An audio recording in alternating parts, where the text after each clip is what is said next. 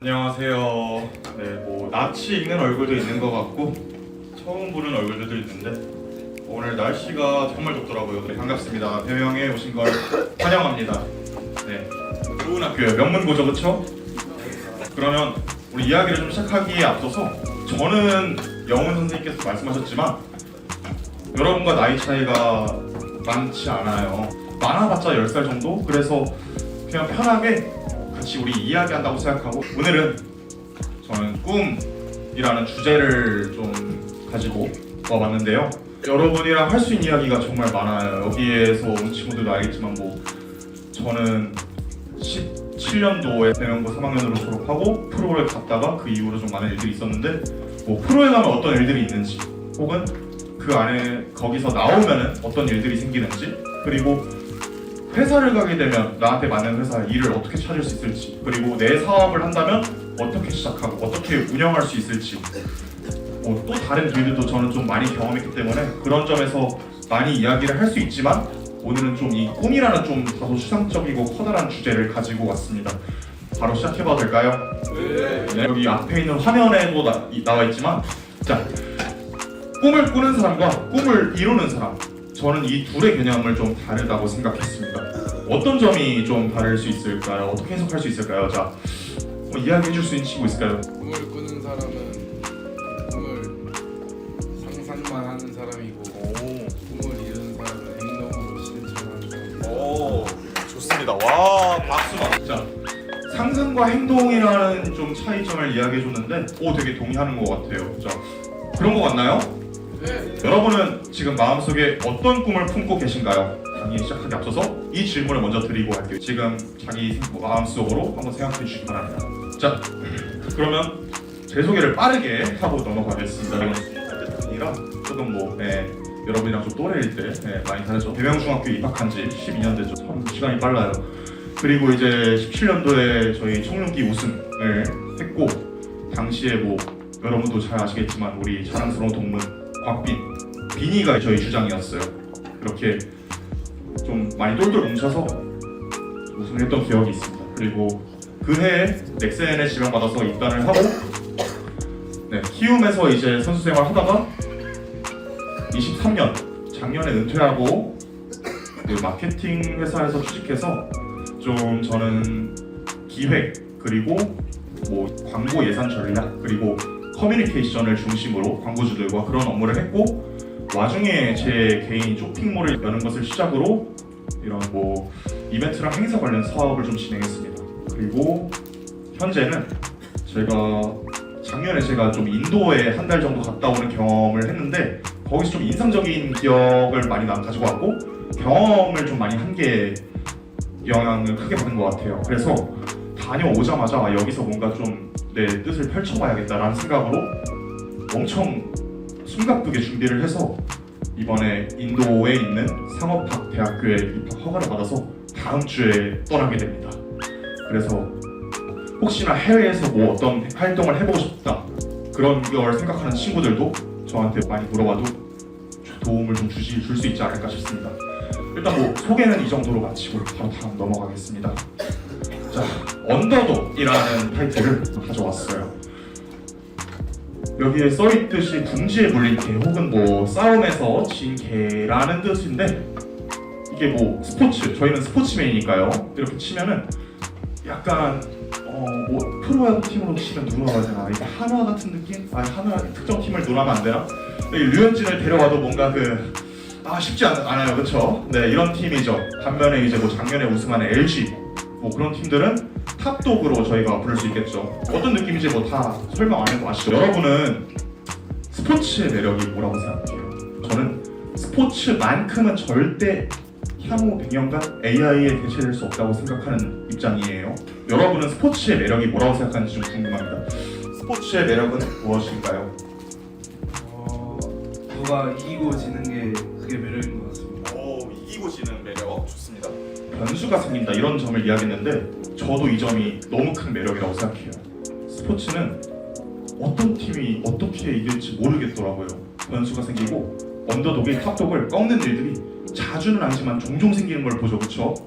근데 사람들은 이걸 되게 인생에 많이 비유하고 느끼는 것 같다는 생각도 들어요. 왜냐면 이렇게 어려운 팀이 열심히 노력해서 탑독을 꺾고 승리를 차지하면 그게 감동이 더한가 봐요. 자, 그래서 이 언더독 스토리 효과라는 게 약자가 성공하기를 바라는 심리 또는 그를 응원하는 현상을 얘기하는데, 언더독의 열정을 통해 역경을 극복하는 스토리는 다른 사람들이 보더라도, 팬들이 보더라도, 우리 야구 업계는 팬들이 메인이잖아요. 팬을 위해서 야구를 하고 팬을 위해서 우리가 땀 흘리고 있고 그들 앞에서 이렇게 플레이하기 위해서, 그렇죠? 근데 그들은 이런 언더독들이 성장해서 이렇게 자기의 자리를 차지하고 또 거기서 좋은 활약을 보일 때 감동을 하더라고요.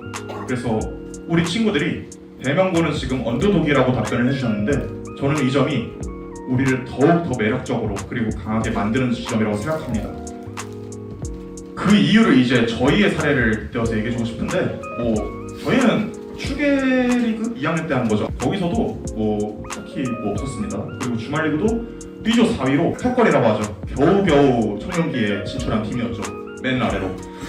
이제 8강, 4강, 결승 앞에 것들은 좀 했어요. 많지만. 근데 이때부터 좀 상대들이 쉽지 않았어요. 다 1점 차로 이겼고, 그리고 대회가 시작할 때 그 누구도 저희를 관심도 안 줬어요.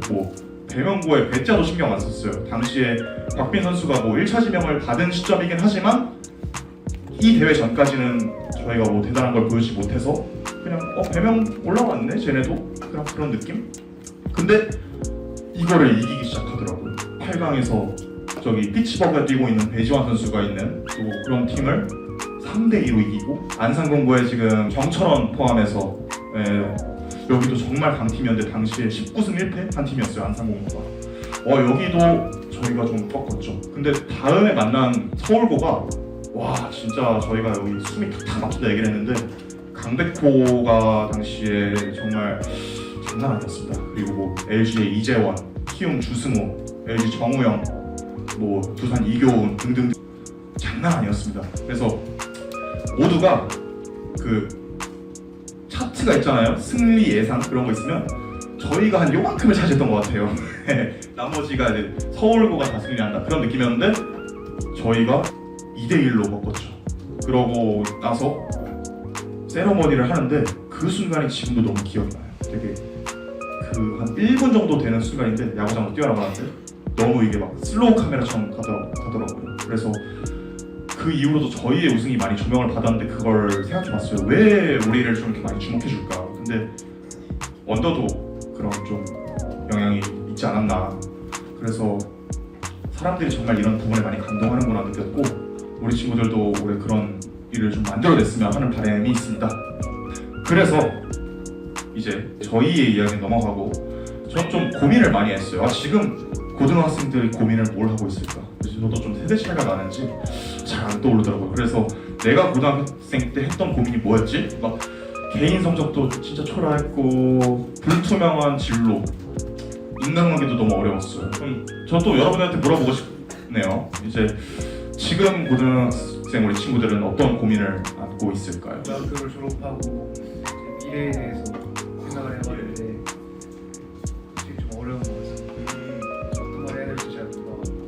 미래가 진짜 이게 고등학교 막 저학년, 중학생 그때랑은 좀 다른 압박감으로 다가올 것 같아요. 그렇죠? 아마 3학년 친구들이 많이 공감할 수 있을 것 같은데 저 역시 좀 그랬고, 저도 이런 것들이 시간이 지나고 나니까 좀 그래서 보이는 것들이 있는데 이 당시에 우리 친구들한테는 하나하나 되게 크게 다가올 거라는 생각을 해요. 그래서 좀 이야기를 나누면서 해답을 좀 각자 많이 찾아갈 수 있으면 좋겠어요. 자, 그리고 숫자에 대한 이야기를 하고 싶었어요. 왜냐면 우리가 현재 처한 이런 상황에서 점수, 기록, 방어율, 타율 이런 거 솔직히 신경 많이 쓰이죠, 그렇죠? 요즘도 그런가? 요즘도 대학 입시가 타율에 의해서 몇 타를 넘어야 되고 방어율은 이하여야 되고 그런 거 그렇게 하나요? 네. 그러면 확실히 신경이 좀 많이 쓰이죠, 그렇죠? 자, 나는 이런 거에도 신경 안 쓰고 산다. 있으면 혹시 있으신가요? 있을 수도 있죠. 근데 결국에는 프로를 가더라도 이게 너무 크게 다가올 때가 있더라고요. 그래서 성인이 돼도 막 돈이랑 투자 모든 게 다 우리가 숫자 때문에 힘들고 숫자 때문에 막 기쁘고 그렇게 희노애락이 숫자로 인해서 생기는 것 같아요. 근데 숫자라는 게 도대체 우리한테 어떤 의미일까? 이 숫자가 왜 우리는 숫자라는 것에 울고 웃고 하는 걸까? 숫자라는 것은 도대체 어떤 의미일까요? 저는 이런 이야기를 또 해보고 싶어요. 숫자라는 게 되게 모든 게 다 숫자로 움직이지만 함정이 또 있는 것 같아요. 이거는 위에는 제 기록이에요. 정말 처참하죠. 네. 이 기록으로 대학을 간다면 진짜 어딜 가야 되나 막 생각할 정도로 뭐 저보다 지금 안 좋은 친구가 별로 없을 거예요. 뭐 있으면 뭐 유감이지만 근데 네, 이게 제 통산 기록입니다. 근데 이 숫자라는 거는 여기에 너무 얽매이게 되면 저도 스트레스를 많이 받았어요. 내 방어율 보고 이닝 보고 내 인생 왜 꼬라지가 이러냐 막 자책하면서 너무 스트레스 받고 그냥 어떻게 해야 되냐 답이 안 보였어요. 근데 이게 다른 의미로 해석한다면 저한테는 또 다른 숫자가 있었죠. 물론 다른 이건 뭐 150 저는 3, 4kg까지 던졌는데 그 숫자가 또 있으니까 이게 더 퍼지더라고요. 저는 그렇게 프로 지명을 받고 그러면서 한 번도 이거에 대한 태클을 안 받았어요. 왜냐하면 이건 너무나 그냥 명백한 팩트인데 이게 존재하는데 아무도 여기에 집중을 안 하고 다른 거에 가치에 집중을 하더라고요. 그러니까 저는 좀 당황했죠. 왜 사람들이 나한테 이런 걸로 태클 안 걸지? 근데 결국에 중요한 건 그 숫자를 어떻게 해석하냐? 그 안에 어떤 다른 가치들이 있냐?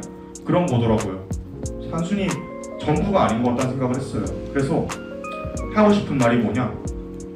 너무 이 수치란 것에 매몰되지 말고 그걸 만들어 나가는 그 과정과 스토리 안에 내가 어떤 것을 담았는가, 거기에 어떤 나의 이야기가 담겼는가, 그걸 만들어 간다고, 나의 이야기들을 만들어 간다고 생각하면 좋겠어요. 예를 들면 오늘 전 아이스크림을 80개를 샀죠. 그쵸? 근데 그냥 아이스크림을 80개를 샀다 하면 제가 그냥 아무 무미건조한 감정도 안 담겼지만 저는 제가 7년 전에 졸업한 저희 학교에 있는 후배 학생들 대상으로 제가 굉장히 나름대로의 애정을 담아서 더운 이 시간에 시원하게 같이 먹으면서 이야기했으면 좋겠다 그런 마음을 담아 또 이렇게 80개를 처음 사봤는데 그런 이야기들이 담겨 있으면 우리가 거기에 더 집중할 수 있게 되는 것 같아요. 그래서 우리 친구들도 숫자 안에 있는 자신만의 이야기에 더 집중을 하고 너무 보여지는 것에만 스트레스를 받지 않았으면 좋겠어요. 네. 자, 그러면 다음으로 넘어가서 지금 하고 있는 것이 정말 내 인생에 의미가 있을까요? 우리 다들 시간이 소중하잖아요. 네. 지금 하고 있는 게 의미가 있을 수도 있고 없을 수도 있을 것 같아요. 그러면 저는 이거에 대해서 어떤 이야기를 하고 싶냐면 제가 되게 좋아하는 이야기가 있어요. 커넥 더 닷스라고 혹시 들어본 친구가 있을까요? 네. 커넥 더 닷은 이 점을 찍으면 닷은 이제 점을 말하는데 이 점을 그냥 다 찍으면 언젠가는 이게 다 선으로 연결된다는 거예요. 이 점이 뭐냐면 그냥 내가 지금 하고 있는 것들 모든 거 진짜 그냥 작은 것부터 하나하나 다 찍으면 점일 때는 아무 의미 없는 작은 점에 불과하지만 언젠가는 이게 이어지게 된다는 거. 예를 들면 저는 선수 생활을 하면서 좀 공부를 그래도 조금 해봐야겠다 하는 마음에 사이버대학을 되게 나름대로 열심히 공부했어요. 저는 경영학과를 하다가 세무회계로 그쪽 전공에서 공부를 했는데 그게 하면서는 진짜 쓸데없는 것 같은데 왜 하는 거지 이걸 막 밤 11시에 그렇게 앉아서 막 하고 있는 게 의미 없는 것 같은데 일단 꾸역꾸역 해봤거든요. 근데 점을 찍은 거잖아요 어쨌든. 그쵸?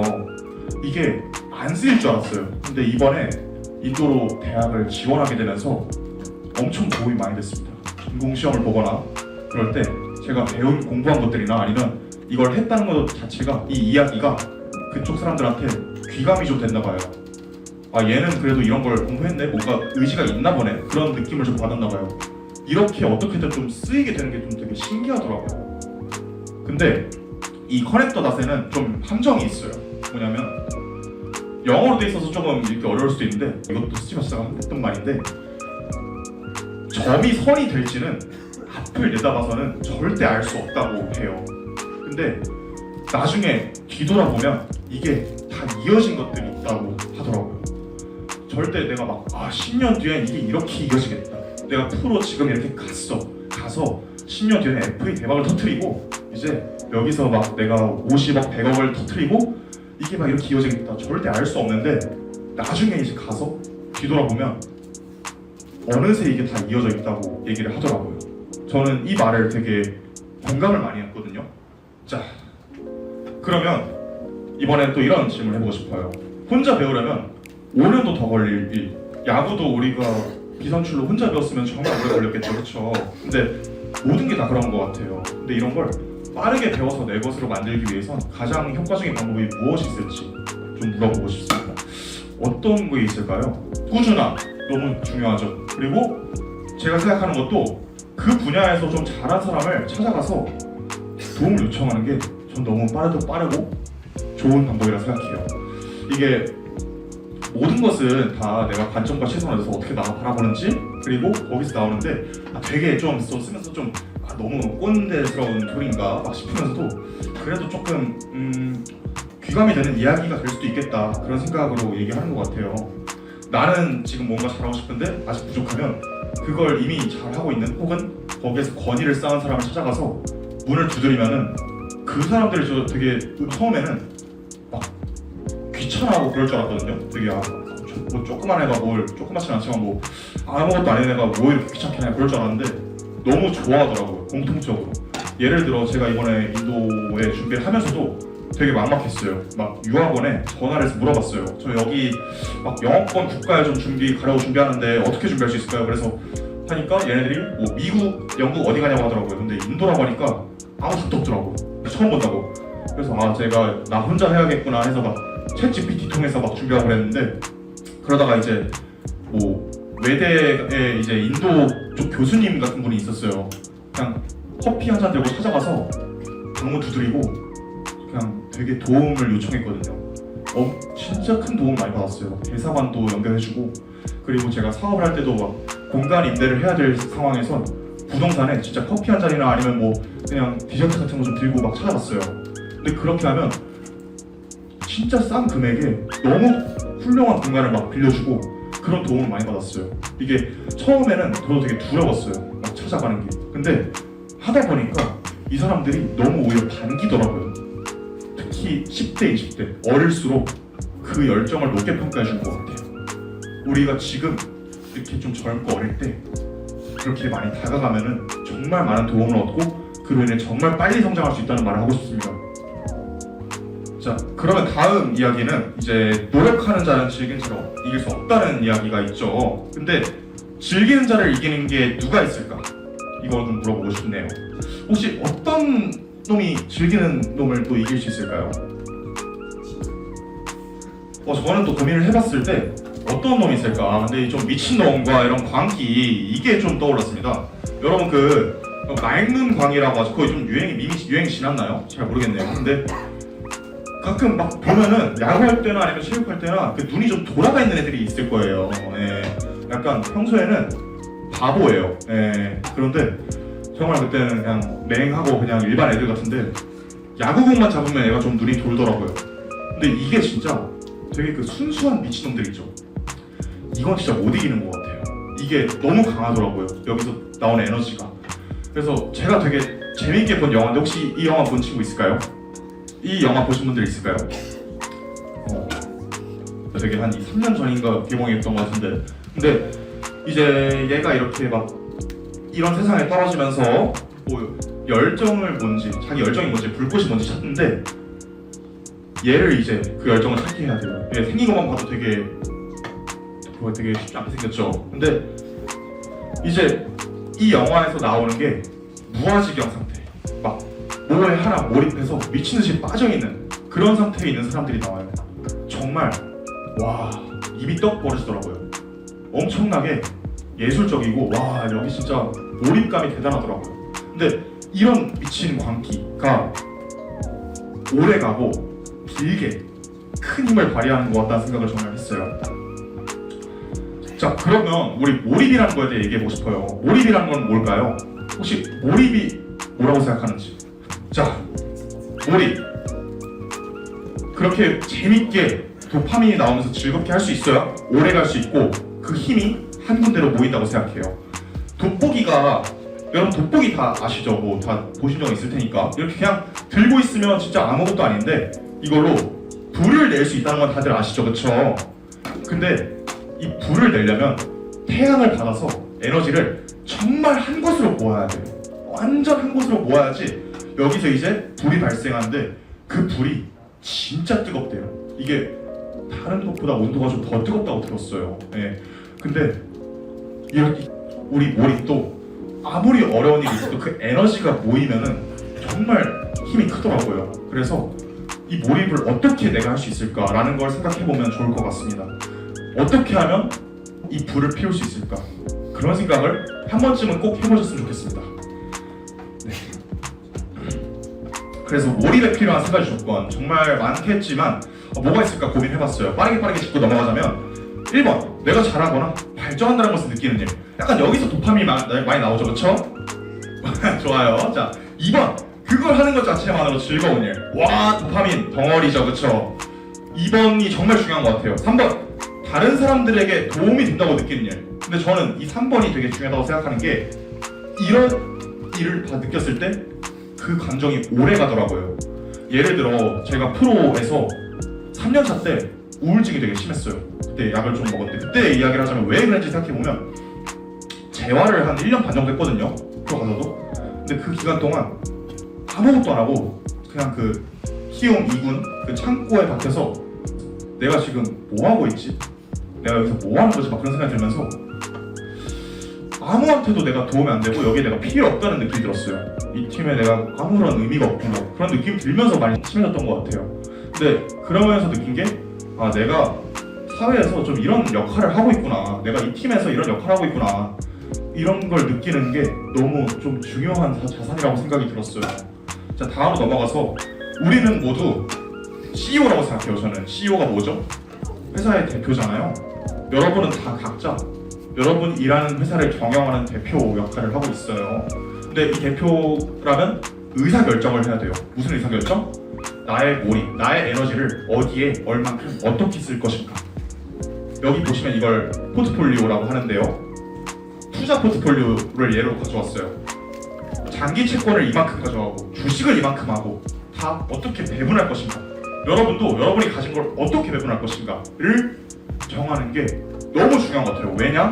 우리가 가진 에너지는 한정되어 있으니까, 시간도 한정되어 있으니까 어떻게 여기에 얼만큼 어디에 쏟을 것이냐 너무 중요한 것 같아요. 그래서 이렇게 내가 나를 회사라고 생각하고 경영하고 운영하고 나의 자원을 분배하시면 너무 좋을 것 같다는 생각을 합니다.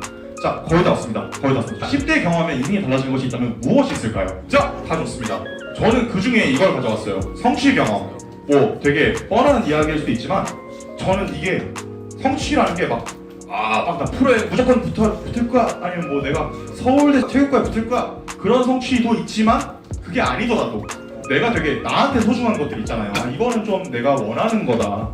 그런 거를 내가 정말 노력해서 한 번쯤은 성취하는 경험을 하는 게 정말 중요하다고 생각해요. 이게 뭐 자기 효능감이라고 하는데 내가 어떤 일을 해낼 수 있다는 나에 대한 믿음, 뭐 자존감이랑 비슷한 느낌이죠. 이런 걸 느꼈을 때, 가지고 있을 때 어떤 일을 할 때, 시작할 때 그 시작할 수 있는 출발이 다르다고 저는 알고 있어요. 예를 들어 내가 자기 효능감이 있으면 어려운 일을 봐도 아, 뭐 어때?